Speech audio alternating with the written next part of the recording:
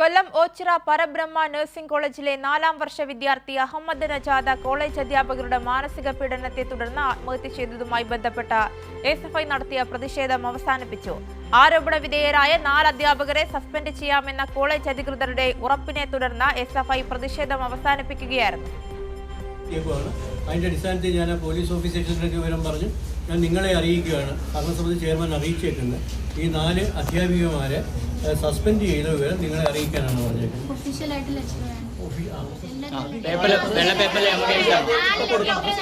അഹമ്മദ് നജാദ് എന്ന വിദ്യാർത്ഥിയുടെ ആത്മഹത്യയുമായി ബന്ധപ്പെട്ടുകൊണ്ടാണ് ഇന്ന് ഇത്തരത്തിലേക്കൊരു സമരപരിപാടി എസ്എഫ്ഐ ആലോചിക്കുകയും അതിൻ്റെ ഭാഗമായിട്ട് ഈ ക്യാമ്പസിലെ മുഴുവൻ വിദ്യാർത്ഥികളെയും അണിനിരത്തിക്കൊണ്ട് പ്രതിഷേധ സൂചകമായി സമരം ആരംഭിച്ചത്. അതിൻ്റെ ഭാഗമായിട്ട് വിദ്യാർത്ഥികൾ ഉന്നയിച്ച മുഴുവൻ ആവശ്യവും മാനേജ്മെൻറ്റ് അംഗീകരിക്കുന്ന നിലയാണ് ഉണ്ടായിട്ടുള്ളത്.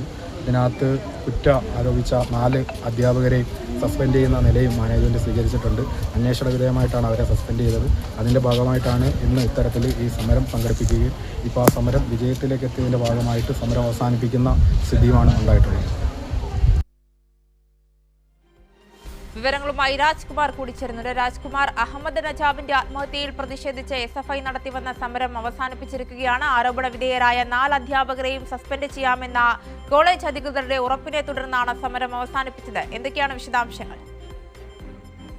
ഈ സൂചിപ്പിച്ചതുപോലെ, അതായത് നജാദ് എന്ന് പറയുന്ന വിദ്യാർത്ഥി ഇന്നലെ രാത്രിയാണ് ജീവനൊടുക്കിയത്. ഇതുമായി ബന്ധപ്പെട്ട് വിദ്യാർത്ഥികൾ പരാതികളും ആരോപണങ്ങളും ഉന്നയിച്ചിരുന്നു.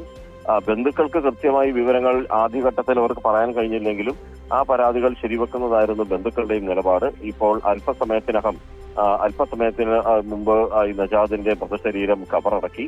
അതേസമയം ഈ വിദ്യാർത്ഥികൾ എസ്എഫ്ഐയുടെ നേതൃത്വത്തിൽ നഴ്സിംഗ് കോളേജ് ക്യാമ്പസിൽ സമരം ഇരുന്നു. മണിക്കൂറുകൾ പിന്നിട്ട സമരത്തിനൊടുവിൽ വിദ്യാർത്ഥി എസ്എഫ്ഐയെ അവിടെ ചർച്ചയ്ക്കായി മാനേജ്മെന്റ് വിളിച്ചു. ആ ചർച്ചയിലാണ് ഈ 4 പേരെ സസ്പെൻഡ് ചെയ്യാമെന്നുള്ള ഉറപ്പ് മാനേജ്മെന്റ് മുന്നോട്ട് വെച്ചത്. അതിന്റെ അടിസ്ഥാനത്തിലാണ് ഇപ്പോൾ സമരം അവസാനിപ്പിച്ചിട്ടുള്ളത്. അതേസമയം പോലീസ് അസ്വാഭാവിക മരണത്തിന് മാത്രമാണ് കേസെടുത്തിട്ടുള്ളത്. ഇതില് ഈ കോളേജ് അധികൃതരുടെ ഭാഗത്ത് വീഴ്ച സംഭവിച്ചിട്ടുണ്ടെങ്കിൽ അതിനുള്ള വകുപ്പുകൾ ഉൾപ്പെടെയുള്ള പോലീസ് കേസെടുക്കണം എന്നുള്ള ആവശ്യം കൂടി വിദ്യാർത്ഥികൾ എസ്എഫ്ഐ അറിയിച്ചിട്ടുണ്ട്. ശരി, രാജ്കുമാറാണ് വിവരങ്ങൾ നൽകിയത്.